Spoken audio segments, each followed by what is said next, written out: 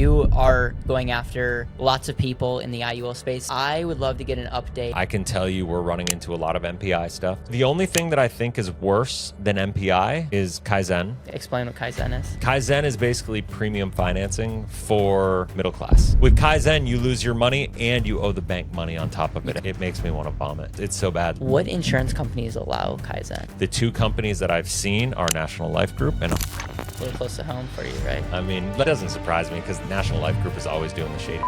Is IUL just going to cease to be sold? The problem with IUL is that it's being sold to solve the tax-free retirement. You have a chance to make 1% more return in account B compared to account A. But the risk is to chase that extra 1%, you have to risk losing everything. Are you going to do it? Absolutely not. No person with a brain says yes to that question. Yet that's what everybody's doing. Can I call you out on something? Sure. I set you up with debates with IUL. I wish you could put the nail in the coffin. You're all bark, no bite. I mean, David McKnight won't even have a conversation. He's scared of me because he thinks I'm going to eat him. The challenge with these debates is that people talk circles around what's possible. I don't care about what's possible. Show me. Put up or shut your effing mouth. Can I throw something at you now? Yeah. Get you in trouble? Sure. You interviewed Matt Sapaula. Yeah. Yeah. Yeah. I addressed the network marketing. Okay. I challenged the IUL. It could be unpopular opinion, but I do believe that Matt has great intentions. I really do believe that. You don't do what he's done as long as he's done it and know what's happening back in. If you ask me, is network marketing and network positive to our space? Welcome back, dude. Good to be here. We're in your welcome studio. back. We're in your studio. Yeah, welcome back to the show. Yeah. We're in your new studio in Florida. Cool. We both spoke at Leap. You're actually speaking tomorrow on IUL Exposed. Yes, sir. You're going to get yourself into lots of trouble tomorrow. Probably. I'm bringing the heat. We'll not name any companies, but let's just say your mind was a little bit twisted earlier. Mm-hmm. You're like, dang, I can't say what I really want to say on stage. But I'm going to now because I got permission. Yeah. So well, I think someone said, well, it's not like they're going to ask you back. So that's true. So he's like, it's not like you're coming back. So just go for it. Just let it rip. Okay, that's a way to look at it. So, anyways, I mean, we've had so many times we're even talking like, what do you want to talk about? Mm-hmm. And I would love to get an update on how things going in the IUL space. I know you can't say things. I'm just going to say things that are public knowledge. Okay. You are working in some capacity with Robert, who's going after lots of people in the IUL space, and he's representing Kyle Busch. Mm-hmm. I know you may or may not be able to say more than that, but that's a true thing. Mm-hmm. And you also have the IUL Challenge, which is like very public. Mm-hmm. Hey, I will give you $25,000 if you prove me wrong. Show me an illustration that's 10 years old that is accurate or better than what you see. Yeah, and we have our terms and conditions on that. Yeah, but and for full transparency, we had a person who almost won it. Wow. And $25,000. But here's the deal. When you go to the terms and conditions of the thing, it's when and I don't remember the exact languaging, so go check it out. But it's basically, it's got to be illustrated for tax-free income, right? It's got to be illustrated because there's a lot of different ways. I've said this a ton of times. It's not that IUL is bad. It's just misrepresented. So when people design these illustrations and try to sell them as tax-free retirement vehicles with assumptions of returns that are the normalized conservative assumptions, that's what we're going for. Trigger. So what this guy did is he would have won because he put the assumption when he sold it, he dropped it down to like 5 whatever %. Good for him. Which I told him, I'm like, dude, that's awesome. Yeah, it's legit. Now, I still, like, if you look at it and compare it to what like a whole life policy would do, it's nothing special. However, it wasn't misrepresented. Yes. You know, and the challenge is really going after the misrepresentations of everything. Well, the last thing is we were talking earlier, and you mentioned, and I'm pretty sure that this is public, that you were speaking at an event, you met someone, someone was like going to prove you wrong with their policy, and it was. I want you to tell the story because it's wild. Yeah. But that person's agent was Doug Andrews' son. Yeah. Or maybe Doug Andrews, depending on. So there's a lot going on. Well, Doug Andrews is not licensed. So there's a lot going on, Yeah. and my hope in this video is just to unpack like what's current, Sure. and let's stir the pot. I told Revan that we're gonna yeah. stir the pot, maybe Let's get go. him in trouble. So if you're not subscribed to either my channel or Life 180, make sure to do that. That supports what we're up to.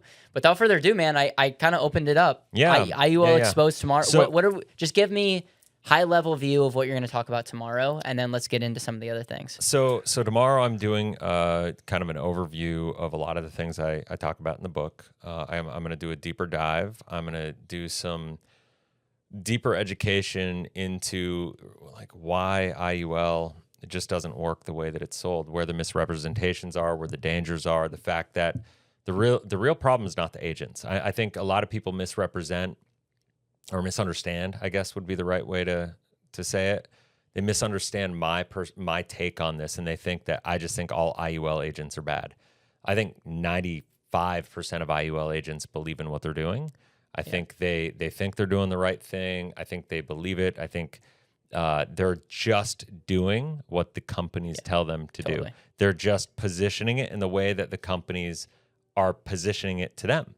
And I know this because I was the dude in the company that was teaching the agents in the field. And you didn't have bad intentions. You weren't like, I'm going to screw you intentionally. Right. You were doing what you thought was the hardest thing. It took me 4.5 years to figure it out. Yep. And I'm a pretty smart guy. Yep. Right. And so like what's happened is, and granted, I know I could be kind of a jerk sometimes when it comes to like, I'm very opinionated and like, you know, and then I get triggered, or I don't like the word triggered, by the way, anymore. I like the word activated, because I'm not going to give somebody that power. Like I get activated and when trolls online will say things and whatever, and it's just like, to me, that's just stupidity. Like, because there are certain people, and the bottom line is IUL, the problem starts at the top. And I'm going to go deep into that tomorrow. Yep. And how companies, by definition, are intentionally having a lack of good faith. And by the way, that's the one big thing. We want to get into it. Like, that's the one big thing where all these companies are losing lawsuits. It's the number one reason is always a lack of good faith on the illustration. That is like literally the number one thing. Because the judge or the jury is saying, because you allowed this illustration to illustrate like this was not in good faith. And you knew it was never going to perform that way. Oh, wow. It was a lack of good faith. Okay. So there's so much mathematical proof behind the scenes that, actuarially speaking, the odds of it actually performing the way it's illustrated are so low. Yeah. It's a lack of good faith. It's a misrepresentation of a fixed insurance product. Yeah. Yeah. And actually, that's the right people to go after. Yeah. Because they got the money, but they also have the power to change. Right. And if they change it, no matter what bad actors are out there, totally, you're not going to be able to sell something that doesn't exist. Totally. So okay, totally. So continue. So that's so going to be that's going to be a thing. You know, I'm not gonna go into a lot of details, but I know you're kind of like asking a little bit about what's going on in the market. What am I seeing? Yeah. What am I running into? I can tell you we're running into a lot of MPI stuff. So, dude, we'll come back to it. Running into a lot of MPI stuff. Because I told to Curtis's face, this is not going to age well. It's not going to age well for him. No, and yeah, it takes common sense. Just to be clear. So the only thing that I think is worse than MPI is Kaizen. Explain what Kaizen is. Kaizen is basically premium financing for middle class. Right. So MPI is essentially premium financing, the policy that you self-funded. Yeah, it's like hyperfunding. But Kaizen can be more dangerous because you're literally taking on extra debt. I'll tell you what, I've looked last week alone, and I have a video coming out where I did an analysis on a specific policy with somebody that we helped for Kaizen. And it was a 4-year-old policy in force. We had the original illustration, the in-force illustration. We did a full breakdown of the ownership of the policy, the statement, the report that Kaizen actually provides to the clients, the ownership chain, the like everything that goes into it, and it makes me want to vomit. It's so bad. Like the people who get involved in that, they think they're into this like position for free money, and that's how it's pitched. And the challenge is like, for instance, if you did MPI or you did any kind of IUL mechanism where you borrow against the policy to pay the premiums, and that's the worst that can happen is you lose your money. The worst that happens is you lose your money, which is a big thing. Which is bad. Yeah, that's horrible. That's horrible. With Kaizen, you lose your money and you owe the bank money on top of it. You could lose your house on top. You could lose. You could lose that. Yeah, you could lose more. What insurance companies allow Kaizen? Well, I could tell you the insurance companies I've seen. I don't know the full list, so to speak, because whatever. The two companies that I've seen are National Life Group and Allianz. That's crazy. Mm-hmm. It's a little close to home for you, right? Yeah, I mean, like, it doesn't surprise me because like National Life Group is always doing the shady shit. They just are. I mean, it is what it is. But okay, so that's and then MPI is right below Kaizen, so they get the silver. Yeah. What kind of things are you seeing there? I mean, I'm just seeing a lot of activity. A lot of people.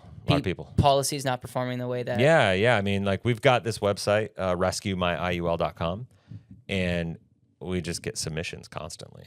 And it's getting more and more Kaizen, more and more MPI, more and more like policies from WFG and PHP and PFA and just horribly designed. And I want to say this is like a lot of people counter and they say, the key is you got to design and fund them properly. And right? By the way, people that hate life insurance in general will say the same thing.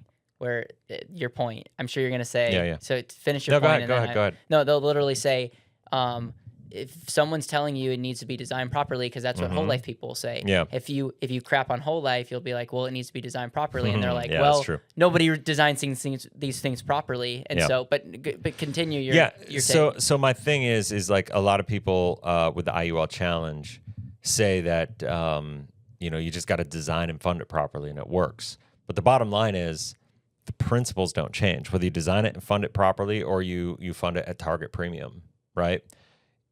If I did a policy 10 years ago and I funded at target premium, I still had the policy that promised upside potential and downside protection in the greatest bull run that we've ever experienced. Yeah. And it, no matter how it's designed, it should perform. That design assumption was built into the illustration, right? So no matter what, the principle of it is the misrepresentation of the policies not performing in the way that they're sold. Right? So whether you design it perfectly or not, it's still going to underperform what was sold. Will it implode? Will it lapse? Will it whatever? No, maybe not right away, but will it do for you everything that it says it will do? No, right? And so that's just the idea of it. And so my whole contention right now is like, okay, let's assume in a vacuum that IUL provides potential upside from whole life of 50 basis points annualized. I'll give it a 1%. Okay, let's just, I would say 50 basis points is the realistic. 1% would be injecting more risk and whatever. But okay, I'll go with your 1% for this. That's the upside compared to whole life. So what's the upside? What's the downside? Can I live with the downside? Thank you, Keith Cunningham. Right? Yeah. So if in any investment, I pose to anybody to think this. You have an opportunity to make a return in one account and then make a return in another account, whatever the metrics are, and you have a chance to make 1% more return in account B compared to account A. But the risk is to chase that extra 1%, you have to risk losing everything. Yep. Are you going to do it? Absolutely not. No person with a brain says yes to that question. Yep. And that's why that's what everybody's doing. Yeah, and that's why I've been so key on like life insurance is not an investment. And right. People are like, why do you are such a big deal about that? Yeah. Because if it's not an investment, I'm not gonna bet the house on a greater rate of return because I don't want to take risk. Hence, life insurance not being an investment. I don't want if I'm putting money into life insurance, I don't want to lose my money. If I'm going to lose my money, I'm going to make sure that I can actually go for shots that are actually life-changing if they turn out. Like, that's just my philosophy. Yeah, yeah. If I'm going to take a risk, I want to actually like it to pay off. And no offense to IUL, but it's not life-changing if you get an extra 1%. No, it's not. But why would you even put that? I think that's a great They're analogy. having the wrong conversation. It's people a are having losing the wrong proposition. Yeah. But the problem is they make it feel like it's guaranteed. You know, they make it feel like totally, and they gaslight you for being like, no, this is a guaranteed product. There's guaranteed, and that's what bothers me. I'm actually not anti-IUL. You're not anti-IUL. I'm anti how it's been the sold. way it's sold. But like you've actually I've sold it. You've sold it, which is like crazy for you to say out loud. Yeah, but I've always hesitated saying that publicly because I think people could take clip and do do whatever. But I told you I was gonna get you in trouble. The way I look at this is there are use cases. It's a product. There's no good or bad. There's aligned or misaligned, and that's something that I live my life by. I don't believe in good or bad, right or wrong. Is it aligned or misaligned with what you're trying to do, with what problem you're trying to solve? The problem with IUL is that it's being sold to solve the tax-free retirement game. That's the problem. There are plenty of situations for estate planning, for legacy, for living benefits, if it's funded properly and you never plan on touching the cash value. Right. The problem is I hear all these people talking about living benefits and selling IUL for living benefits. And then the challenge is they're speaking out of both sides of their mouth, being like living benefits and tax-free retirement. And they throw it together and they don't realize that once you add in the tax-free retirement on top of the living benefits, you're like destroying the whole concept. Right. And I would argue if you're going to do that, just get a whole life policy because you can get all the living benefits. You could do all that anyway. And so, yeah, man. I mean, the way I look at it is that the whole conversation I can't stand it because it's literally the people that fall for it are middle class, are the people that are desperate, and the people that are making decisions because the numbers look so attractive and they look so sexy, and it's like it seems like the silver bullet on paper that's gonna unbury you, right? It's gonna bail you out.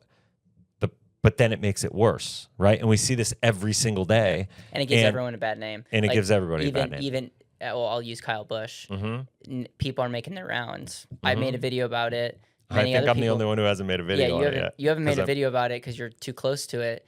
And yet there's people like the Dave Ramsey. I saw George Camel made a video, and he's just like, he's almost like doing all the talking points. This is why you don't trust insurance. Mm-hmm. And you're just like, you get to take the W on this. That's what's frustrating about like even you exposing a bunch of IUL. You need to do it, but the problem is the consumer sees insurance as insurance and they lump it all in. Now, but it's true. I would imagine your hope is like, let's educate people on that. And how cool would it be if we can get some people to acknowledge like, no, I appreciate the insurance guys saying like calling people out, because that's one thing. I do it in a little bit different, but I do. I mean, I have uncomfortable conversations on the show. I mean, I had Curtis on the show. He sent me a legal letter. I published it because that just pissed me off, kind of deal. So I'm having conversations, and what I want to do is shed more light on things and have these discussions. But I also have people that are just pro whole life, but I disagree with how they talk about certain things, like how loans work and all. So I try to be consistent with that, but unfortunately, most people will never have the intellectual curiosity to actually like zoom in and say, is all insurance bad or is just some? True. No, you're not wrong. Can I throw something at you now? Yeah, Get please. you in trouble? Sure. You interviewed Matt Sapaula. Yeah. Yeah. Yeah. What, like, I've intentionally not watched that video. Yeah, you should listen to you want to see how the first part of the video is? I think you'll appreciate the hook. Will I? Okay, so is it a hook or is there a substance? No, I think you'll. Okay, all so right. This was Let's go. Okay, so it says Patrick Bet-David's prodigy addresses IUL and PHP controversy. This is the hook. My producer just told me something wild. 94% of you who subscribe to our channel haven't turned on the notifications. That means only 6% of you actually get told when we drop a new video. So whether you're brand new or one of our longtime subscribers, if any of our 1,000+ videos have helped you think differently or brought you value in any way, I'd love for you to hit that bell and turn on all notifications. We've got some incredible guests and conversations planned for 2026, and I don't want you to miss them. Thank you so much for supporting this channel, and I'm excited to keep growing with you. In the network marketing space. In MLM, everything is a lie. It's 100% predatory. It's meant to just part you with your money. What type of mother are you? Your son's not going to college? Your son's doing that pyramid thing, huh? Hey, that's a good hook. I drive the Lamborghini. Don't you let nobody steal your it, David. He's a once in a generation leader. Forget CEO, leader. Listen, bro, I just filed bankruptcy. You don't want a guy like me on your team. And then Patrick connected me he sent me a DM to be directly recruited and trained by him. IUL versus whole life. Why do you prefer IUL? For me, I like the upside potential of an IUL, even though some years you can get a 0 or maybe even a 1. How many policies do you see structured Oh properly? my gosh, it's sad. Oh, the whole Kyle Busch incident. I read the whole complaint. When you actually read the document, it wasn't set up for retirement planning supplement. It was set up in an islet. But that's what I was saying before. It doesn't matter. Life insurance trust, which is used for Matt. Hey. So here's the deal. So I had him on. Mhm. I addressed the network marketing. Okay. I challenged the IUL. He knows where I stand when it comes to that. And I let him share his story, going through the ups and downs. And again, will there be part 2? He's going to get an invite to the Life Insurance Summit because I wanted to see him, not to speak, but to like see what's going on. So yeah, do I take I got emails. I feel like a pastor. I got emails, people that were like, were not super happy. But I also got emails for people that are like, hey, I appreciate that you brought him on and shared differences. So, it is what it is. Yeah, it's a gift for you. I mean, like, but it's I didn't hide from the PHP, like, and if you go onto our And Asset channel, yeah.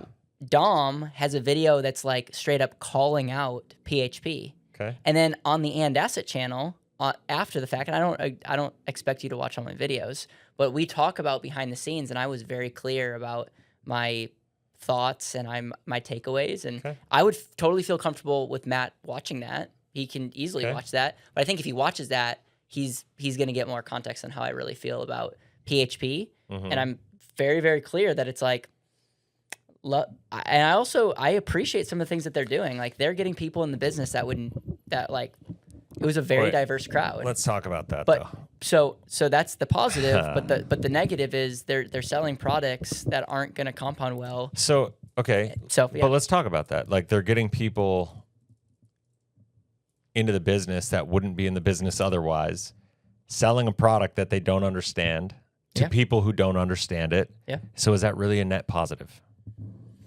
I would. So if you ask me, is network marketing a net positive to our space? No. Okay. So and I would argue. But he would probably argue differently, and I well, he can argue all he wants. I kind of wish he was there. But they're losing. Like right, they're hurting people. But you're running a similar model in the whole life. I run a space. similar model that focuses on education and not recruiting. Like yeah, we enable recruiting. Yeah. But the problem with those businesses is that their compensation plans are Built heavily around focused on recruiting and not That's intellect, not knowledge, not capacity to serve. Yeah. Right? Like they talk leadership and they, you just heard that I drive a Lamborghini. I don't give a shit what you drive. Like, and if it's really about that, then it's about you. It's not about what you're doing to help people. You know what I mean? Like it's all focused. It's all most of the talk is focused on what you can become. This is why I'm a fan of interviewing people and letting them talk about what they want to talk about. And anyone that watches that, I ask him questions, and he dances around and does not answer. Like I asked him 3 or 4 times, tell me what about life insurance you like. I was surprised on how he didn't really give a great answer, in my opinion. But I also learned from that. Yes, I learned around maybe I'm a little too analytical in areas, and maybe I major in some of the things that I think are important, that I believe is important, you believe is important, but clearly I got 300 people at my event. He's got 3,000. Now, I'm not saying he's better than me. I'm just saying like there's messages resonate with different people, but again, like I don't necessarily agree. This is where like it's quality over quantity matters in this world. I'm with you, but I'm also saying like like Tucker Carlson has the same, like people will call him out for certain things, for having certain, but that's fair. Like what I'm just saying is if I can bring someone on and have them share their opinion, people can make their own opinions about it, and I'm gonna do my best to like illustrate like what do you think about network marketing? What do you think about policies being designed properly? And like depending on how he answers it, some people are going to walk away and say yikes, and some people are going to say, man, I really appreciate what Matt's doing. my deal is like I don't want to have a toxic interviews, but I don't also want to be a doormat for just interviewing anyone and having them walk all over me. And I have grown in that, and I'm getting better. So like when You I are. 5 I'll give you years credit ago, with that. I would glaze anyone. I would be like, you're amazing if I'm interviewing you. And now I'm like, I'm going to I'm going to push back. But I also like you weren't a big fan of me having Curtis Ray on. But I think you were a little soft, but at the same time, yeah, but because you're soft, he's willing to have a conversation with you. And is he gonna? Same thing with David McKnight. I think it's same gonna, thing with. I think it's gonna age well. Like I think for you, yeah. Yes, it's gonna, and it's gonna for you as well. But it's like I literally had a conversation with him to his face saying, "This is not gonna go well." Right. And that's something that's gonna last forever. Yeah, and we'll see. We'll see with time. Yeah. No, there's no doubt. I guess, with that, we started by talking about IUL, right? And we started about talking about all the different things. And the things that I see the most are MPI, Kaizen, and then all the big 3-letter IMOs, like WFG, PHP, PFA, FFL, like these. I mean, like if you guys knew the submissions that we got on this stuff, it would make your mind melt. Okay. So people wonder why I do what I do. It's because I see people getting hurt every single day. It's like impossible for me to get out of it because I've created this thing and it is what it is. And like what I would say is, and that's why I brought up this Matt Sapaula thing is because of the fact that is it a net positive? No, to me, I look at the harm it's doing. I remember sitting, I was at an event. I was sitting, Pedro Adeo? Yeah. So I was sitting at a funnel hacking live event, like the big ClickFunnels events. There were 4,000 people in the room. He and I are standing there, and we sit in the back. Ed Milet gets on stage, and Ed. I mean, dude, Ed's such a good speaker. Like, you know what I mean? Super dynamic, good storyteller. He's got the whole room crying, telling the story about his dad and all this stuff. And Pedro leans over to me. He goes, You know what's sad about all this? He made all his money off the tears of all the people that he sold to. And he's like this big motivational speaker. And he's this big, inspiration for people. And he's made tens of millions of dollars. And he did that selling IUL and selling his company for 9 figures. And what did it cost? How many people? That's the question. And so like, Matt goes, the thing about Patrick Bet-David was he was this revolutionary leader. It's like, was he? Like, who did he lead? He led people to rip people off? Like, that's what I hear. Yeah. You know what I mean? And it's like, I don't care what you're able to create for yourself if it means you had to step on people to get there. Right. I think that's But that's the world we're living in, and that's the IMO space. And that is, like, listen, I didn't create Life 180. You said what I have is similar. It's similar and different. The reason, like, you're not allowed to recruit with us until, there's no shift there in the compensation plan. There's no element of recruiting in the compensation plan until the 4th level. Okay. With all of these IMOs, your first pay bump requires selling X amount of policies and recruiting at least 3 people. Yeah. To me, you know how you get your first pay bump with us? Let me ask you this. Do you? No. You pass a competency test. Yeah. That's it. Let me ask you this. If I can get Matt to come back on and do a 3-way conversation. I would do it in a heartbeat. He won't do that. Matt, let's go. And it's sincere, Matt. If you're listening to this, I'm down. If there's anything that I can prove, I do things in good faith. I sat down with him in good faith, and I don't disagree with what you're saying. I just really wish we heard another side because I tend to agree with you. I really do. I do think the network marketing style business, and time will tell. Candidly speaking, like you're trying to do it the right way. Time will tell. Like, and you probably in your space. Well, we're also selling a different product. Like, it's a lot selling with whole life, harder and to screw up. It's harder to screw up, and it's also harder to sell.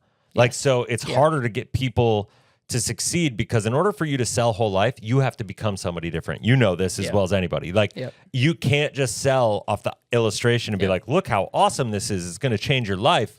Yep. and sell based on lack of good faith, like all these insurance companies are losing lawsuits over. Yep. Right? That's the problem.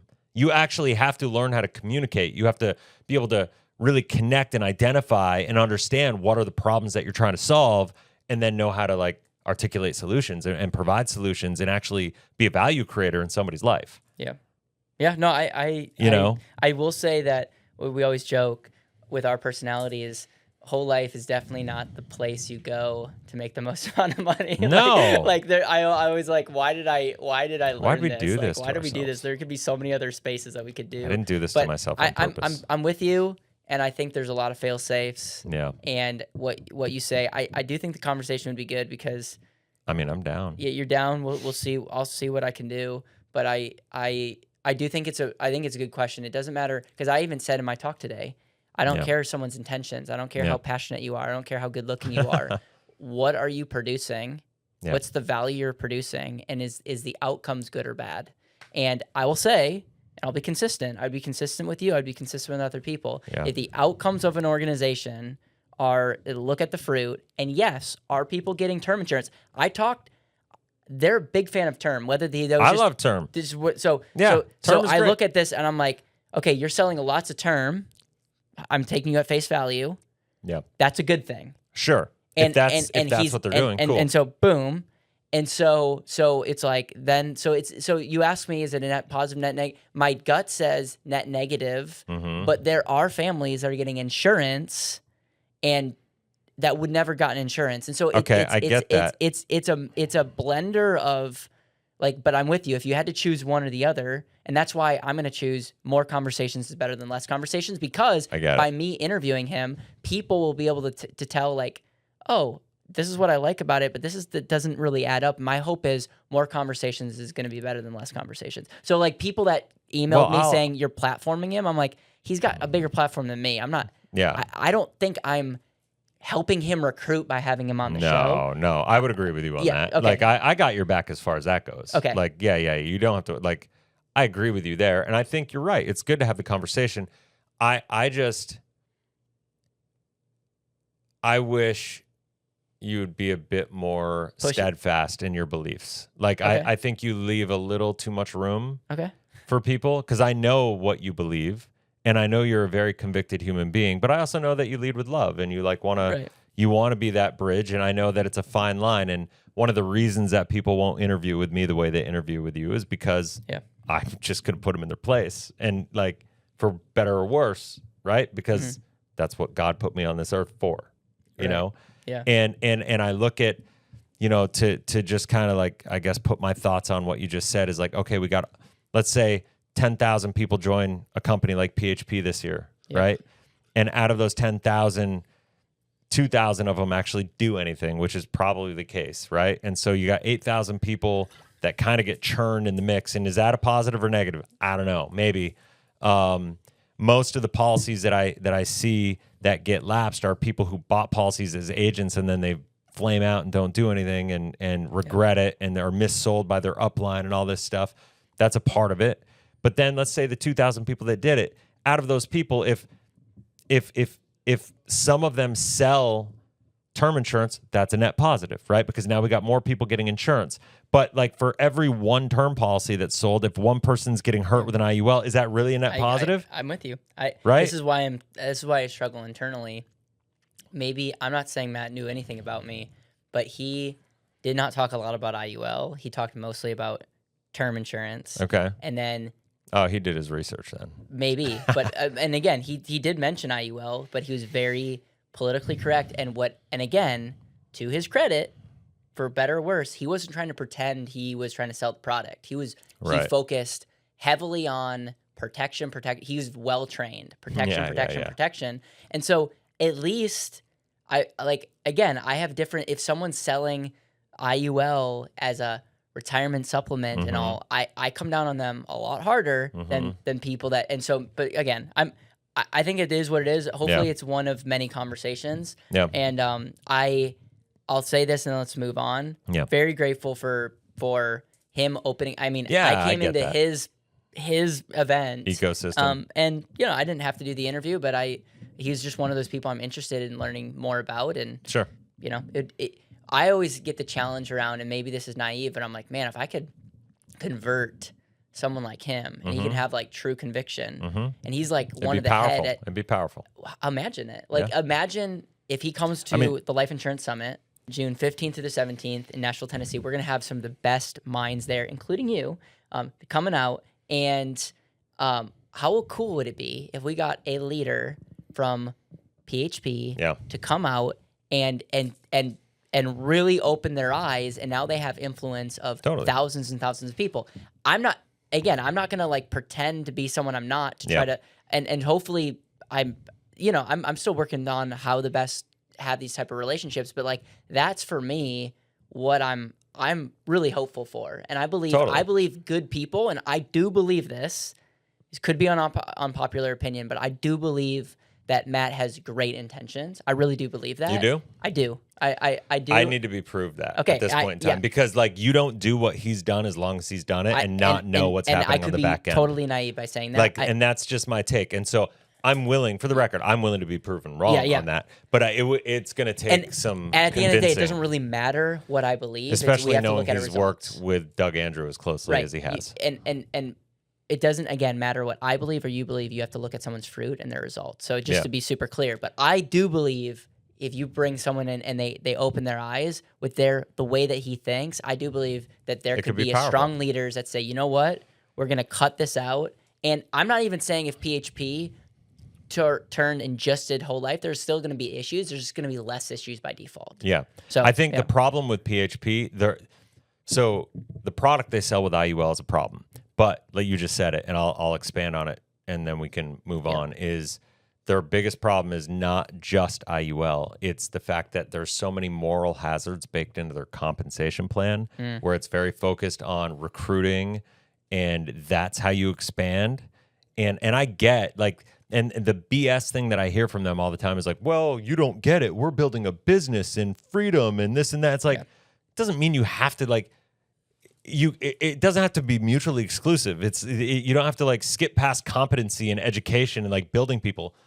Like you shouldn't be recruiting people in this business until you know how to support them. I agree. You know, but they lead with recruit first. And so even if we did that with whole life, people are going to get jacked up. The difference with whole life is time fixes all errors. And with the IUL, Tom compounds all errors. And so, like, that's the problem. That's well said. Okay. So anyway. we talked a little bit. Can you say anything about Kyle Busch and that situation? Not a lot, no. You know, it's an ongoing thing. Robert won't put me and him in the same room together still. So because you know, it's an ongoing thing. It's an ongoing thing. I'm looking forward to that, like, progressing. Obviously, it's a very high-profile case. It's an exciting thing. So yeah, I won't ask you any more questions about that. But Pack Life, I think just settled a $50+ million settlement. Can you unpack what that was? Yeah, I mean, this is the one that Robert was involved with as well, and it's really interesting. Basically, they. Trying to think. I wish I could look at it just to review, but like if I'm thinking of the same one you're thinking about, it was just a couple days ago. Yeah, it's like a week and a half ago or something. Yeah. So the person was funding the policy, and I think it was a bunch of people, class action. No, it wasn't a class action. Really? No, it wasn't big enough to be a class action. If it's the one I'm thinking about, maybe you're thinking about a different one. Yeah. There's one. The one that I'm thinking about was like. The people that were involved in it had been funding the policy. Pack Life ended up firing the agent because of practices and the way they were behaving and showing up and selling and, you know, whatever. They Pack Life made the decision to terminate the agent. And it was due to, you know, the way they were selling, yet they didn't end up they didn't end up doing right by the clients. They kept taking premiums from the clients on the policies that they knew were missold by the agent, and they knew they were missold, and they fired the agent, yet they kept taking the premiums. Yeah, this is what I'm reading. Pacific Life Company agreed to a $58.3 million class action settlement in February 2026 to resolve claims it used misleading illustrations to sell Pacific Discovery Accelerator (PDX) Index Universal Life IUL policies between 2016 and 19. The lawsuit alleged these PDFs led to hidden costs and policy lapses, with a final approval hearing set for a May 7th, 2026, and the claim deadline of April 10th. So it sounds to me, by reading that is a class action. Okay, it sounds like it's probably it's so. Yeah, this is where I get like tied up in it, but it sounds like it's very similar. It's probably a different one than I'm thinking about, though. Okay, it's a different one than I'm thinking about. But the reality is, your belief is this is one of many to come. No, I don't. It's not a belief. It's a happening. fact. I know what's happening kind of on the back. What's your prediction? Like, is IUL just going to cease to be sold? No, I mean, I think. Well, why would a company touch it with a 10-foot pole if because there's so much money in it. That's why. Like $58 million settlement for them. Do you know how much Pac Life sells? Yeah, I guess, but like, I just see the writing on the wall. Eventually, I think the market share will start to drop. People, knowledge is power. It'll just right? be interesting to see if insurance market share will drop, because I think majority of people say insurance is a scam. Insurance market share will drop because IUL is such a high percentage of market share right now. I understand, but I wonder. You think the overall sales, like by volume of whole life, will get impacted negatively as well? I don't, because I think the majority of whole life sales are big money, and like if you go to like company like Mass Mutual, 80% of their sales are I just think people are gonna, and the more these lawsuits come out, I think the narrative is insurance companies are trying to screw you, and I think that narrative is gonna hurt. Well, I guess I would. I mean, I think that's a broken narrative. It's like life insurance is a contract. Yep. Right. And so if you get yourself in a contract where the rules are designed to protect you and all you have to do is pay your premium and you are protected, versus put yourself as a profit center of the company and make it so, you're on the wrong side of the contract, which is what IUL is. If we want to break it down and make it simple, that's ultimately what's going on. So yeah, of course, like, I got news for you. Something seems too good to be true. You look at this thing, it's like, how can IUL illustrate higher, pay higher commissions by 30% or so, get better returns, provide more flexibility, pay higher commissions, do all these things, get you more income at the same time, yeah. If you believe that story, you deserve whatever result you get. Like that's the reality. And to that level, like, I guess to back that down a little bit, because that sounded intense. Well, that goes against class action lawsuits. But then you almost make it sound like you get what you deserve. But the thing is like, there's an element like the lawsuits are there to protect people, right? To bail people out, because it is confusing, right? Like, and there's no doubt. And at the same time, and like the bottom line is people don't know all the things I just said, right? Like, people are not aware of all the commissions and the way the contracts work and all this stuff. And so it'd be impossible for them to know that, right? Yep. They're just being sold the illustration, and they're being sold on the morality and the longevity and all this stuff in the history of life insurance. But the reality is IUL is taking the longevity and the history and the good faith that whole life is built up over 180 years, and they're bastardizing it. And they're ruining it. That's what's happening. And so I think that there may be a time where it dips down, but I think it'll bounce back. Okay. All right, so we talked about that. We talked about Curtis Ray. We talked about PHP, my interview with I just Matt want to say Sapaula. something else. Yes. Pace Morby. What is his problem? I heard he's in with Curtis Ray. He's in with Curtis Curtis Ray. I got to tell you this. I got in and I watched somebody sent me a link that Pace has his like Gator program or something, and Curtis was doing some training on there for him, and my friend paid for the program. And they were like, I want you to come and watch this. And so like I watched Curtis do it. And dude, I mean, dude got like whacked by the state of Washington, had to strip down his social media content, and basically start over. And I'm like, all right, maybe this will smack some sense into this guy, and he'll like straighten So he's up. a part of. He's partnered with Pace Morby now in the program. Like they're teaching people how to fund life insurance. And Pace Morby was working with. Yeah, I don't know other than Curtis. Okay. Ray using some of Pace Morby's endorsements. I don't actually know what's going on. So I'm jealous I'm doing this on your channel and not mine, by the way. So I might have to share some of this. But so Pace was working. I'm just trying to think of how to put this. Pace was working with some people that we know. Yeah. Okay. Do you know what I'm talking Money about? Multiplier Group. Oh, okay, yes, cool. Yeah. So Pace was working with them. Yes. And I don't know the details, but what I understand is that he feels like there was misrepresentation or whatever. Right. And from what I've heard, I don't believe that is the truth. Yeah. I think for the record, cold turkey. He dropped them cold turkey, and I don't understand why. My guess, and this is totally speculative, but my guess is he met Curtis at an event or something. Yeah. And they started talking, and Curtis pulled his razzle dazzle on him. Yep. And showed him, and he bought it. Hook, line, sinker. To be clear, and again, I was not in the room. This is all alleged. Yeah. But Pace is smart, and he's like, well, Curtis has got a ton of people. Yeah. And if Curtis is going to throw his hat in the ring and Yep. have this, like, he's seeing more of like, okay, this could be really, really good for my programs. Totally. And Curtis is really, really it's a good business at selling. move. It's a business move. And he sells the world. So continue. Yeah. Most people have no idea where to start or how to really evaluate whole life insurance. That's why we've built The Vault. It's all of our best life insurance resources and educational tools all in one place, all for free. We have calculators, handbooks, crash course, deep dive videos on numbers. If you want to learn more, click the link in the description or tag comment below to unlock The Vault. All right, back to the video. So I see that, and as soon as like Pace started making comments on my videos.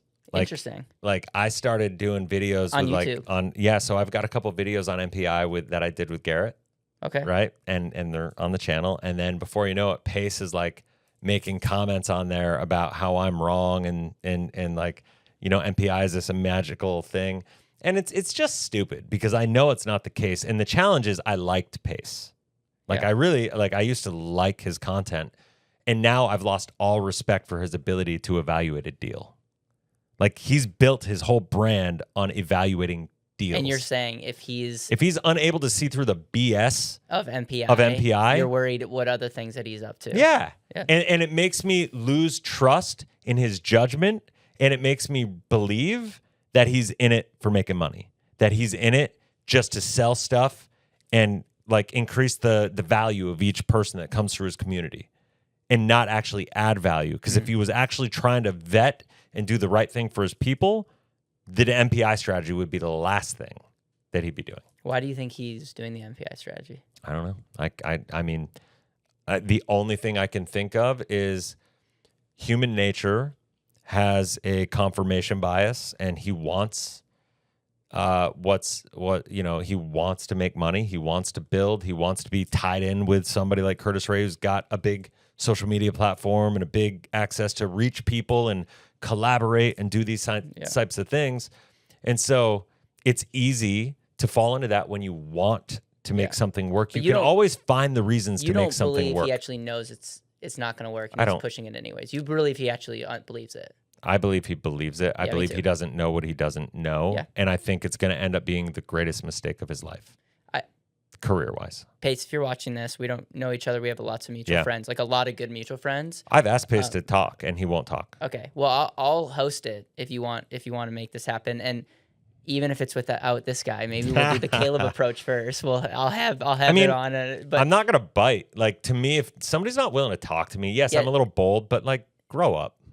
It's fair. Yeah, no, I didn't know. I knew Curtis was using some of his videos. Yeah. That's all I know. And I do know that Pace, this will all be alleged, but Pace was working with one of our friends and then stopped and then kind of like didn't like just kind of moved on. All I know. Oh, go ahead. And then I don't know of anything else. Like it sounds like Curtis was in the Gator program. Can you explain that? He's like teaching a whole series. On, And like, all I know what's is I their watched program? one like webinar with him, and it made me want to vomit. So what It are was they so teaching? What are they teaching? Are they teaching He's people teaching putting money in? MPI inside of. But then how does that benefit Pace's group? Like, because he's all about real estate. Tell me how that works. Because actually. like MPI 2.0 is like infinite banking 2.0. So like, but when do they stop? They're hyperfunding the policy. they didn't get into like super detailed about that. It was just the way he was talking about it.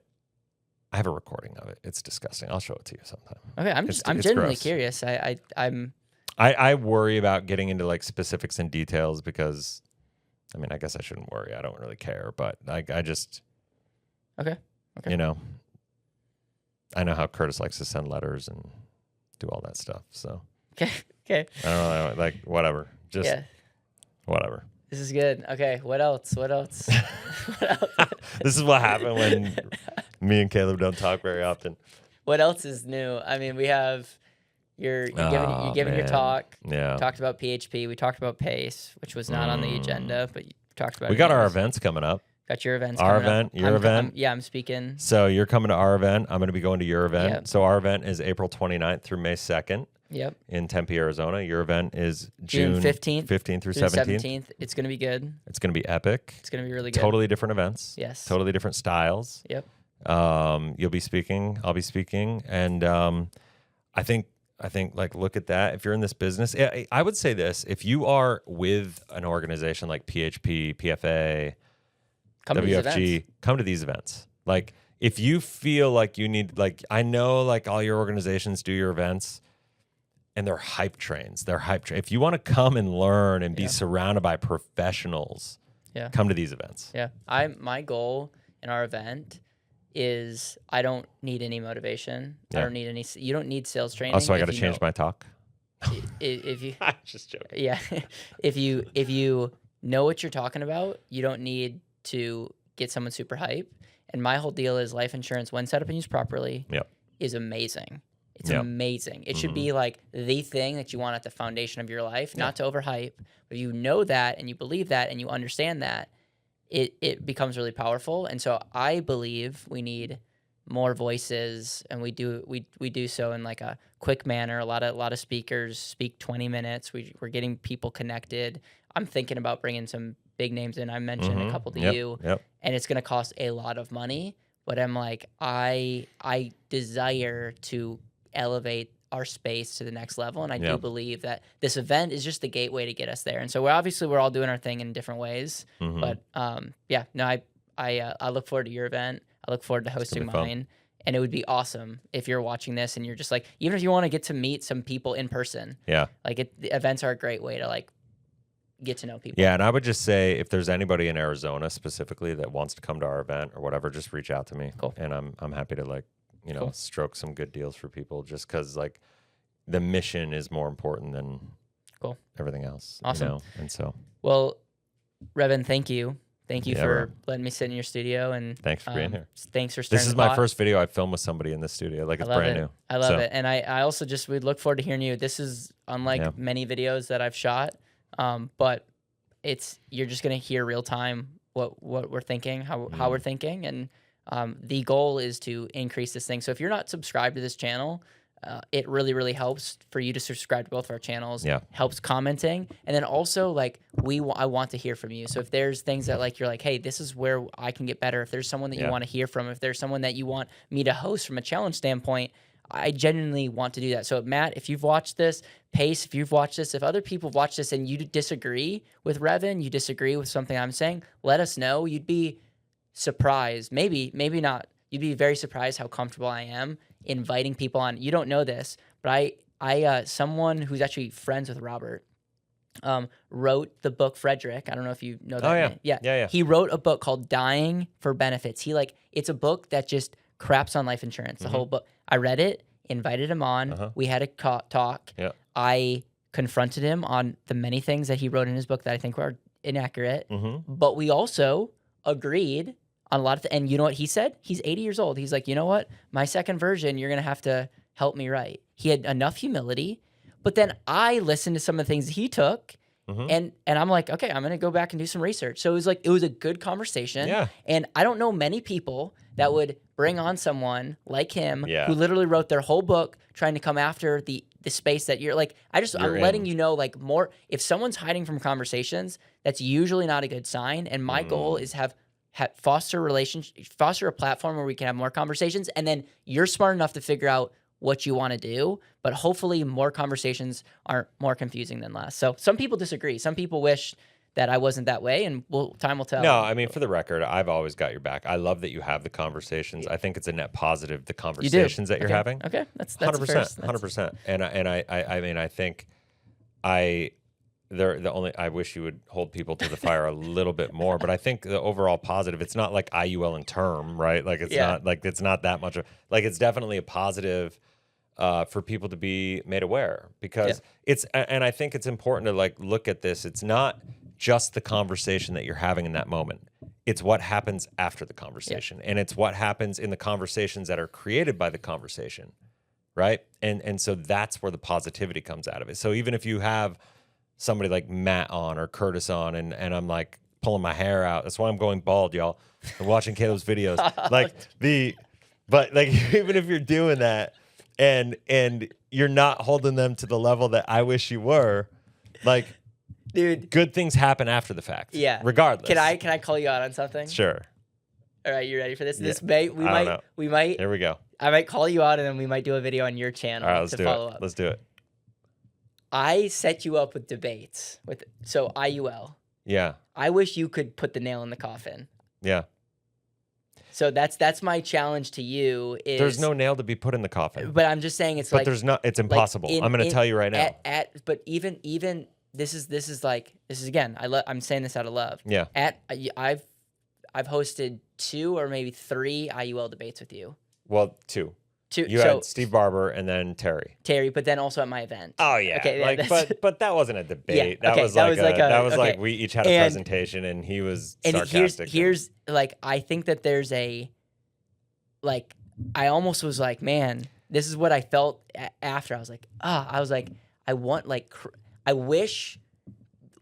Like, I think I'm not a great debater. Yeah. I need to get better, and that would be like it'd just be something. It's an observation that I'm like, okay, because I want to host another one, but I really want there to be blows. Like, I felt like it was a Jake Paul fight. First of all, Terry and I have become good friends. Because Terry's like a straight dude. Friends. Yeah. Terry's like a good dude. Like Terry called me the other day. I missed his call, so I owe you a phone call. But the Steve Barber thing. First of all, like James Barber. Yeah. Sorry, dude. I don't know. Like, that whole, first of all, I was like sick going into that. So my brain, I think I even told you ahead of time, I'm like, I'm going to do this, but I'm like not feeling great.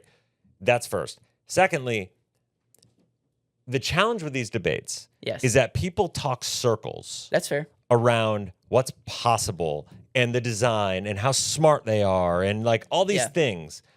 I don't care. I know. About what's possible. Show me. I want this energy, though. Put up or shut your effing mouth. I want this energy, though. But I try to be respectful. No. Because they don't. Next time, I try to be respectful because it's your channel. I know. Okay, next time I'm going to say, like, you are Mr. Bring people together and kumbaya. But I'm like, whatever. This is my observation. I'm like, you're all bark, no bite when the conversation. But it might be. But I'm it not might be no because bite. of my platform. It's just. It might it's be your because, platform, okay, and it's like I'm trying to be respectful to you, and it's like I don't want to blow people out. Like you did a good thing to try to create a conversation. So I don't appreciate that. Like, and I mean, David McKnight won't even have a conversation. He's scared of me because he thinks I'm gonna eat him. Like, and I'm like, dude, gonna comment on that. No, but you know what I mean? Like, it's like, dude. Okay. I've tried to have conversations. I'd be open to have a conversation. And I will say this: I'm not guaranteeing anything, but David McKnight's coming to my event. Sweet. You're coming to the event. Yeah, and you guys are going to be nice guy. Yes. Like, I'm not. Guys, I'm a nice guy. But what I'm saying, and you actually make a good point. You want to respect my platform. I want to create but that's one of the thing is I'm like, man, I I want the the Revan I know behind the scenes to be like, I get it. But so that's my observation. I'm 100% with you. I get it. And the challenge is, it's just funny because you call me out for being, and then you're very similar. It's great. But the challenge is this: I get into these environments, and Ron White said it: you can't fix stupid. And the bottom line is, like, I can talk to anybody all day long, and they're gonna, if they want to intellectualize, and this is what these IUL people do. They want to intellectualize, and they want to make it sound like how smart they are. And the problem is the other IUL people are not as smart as them. So if everybody was just as smart as me, the world would be a better place selling IUL. That is the crux of their argument. And their whole argument is, it's done right. If it's done right, show me, like, not just show me one, because whatever, but still show me one. Show me one that's 10 years old that's done it. Like, first of all, you can't. So if you can't, then you're speculating. And at the end of the day, like, you can talk to, I don't care what you think you can do. I care what history has shown to have happened. Right. And that's just something they shut down, and they just talk circles around. And I just want to punch the screen. Yeah. No, that's fair. And I don't want to put myself in that, like, energy when I'm in a debate. Yeah. No, all I'm saying is for the next debate, because there will be a next debate, be ready to try to have the knockout, and you have my permission to do it in a respectful way, but like, knock them out. That's because this is what I'll say. I agree with your talking points, but if I was being objective, I would say that you have not won any debate. I won't say that they won clearly, but I wouldn't say objectively. Right. Yeah. I would agree with that. I would agree with that wholeheartedly. And I think the talking points and facts are actually on your side. I find myself getting really frustrated in the debates with the people that you have talked about, because especially the one with Terry, because Terry's like, I agree with you. Like, whole life is like the best. I prefer whole life. And I'm like, why are we talking? Like, this is stupid. Like, why are we even having this debate? Yeah. And he's like, I agree with you. And there's these little situations, and I'm like, I don't care about those situations. I care about the mass of people that are being misrepresented, you know? Yeah. Like, and the other one is just, it was a bad day, and I was being respectful, and honestly, I didn't have the energy to fight. Yeah. And he's one of the guys that are doing things pretty well. So from a standpoint cool. of like, so yeah. Cool. All right. Revan, thank you. This is fun. Thank you for this, and I look forward to reading the comments. If you're an advisor, life insurance agent, or someone who just loves the life insurance space, we have a must-attend event for you. It's our 5th annual Life Insurance Summit, June 15th through the 17th, right here in Nashville, Tennessee. Not only are we going to have the biggest names in the life insurance space, but this is also an incredible opportunity for you to meet and connect with like-minded individuals and be a part of our ever-growing community. Learn more and get your tickets before they sell out in the link in the description or pinned comment. Can't wait to see you there.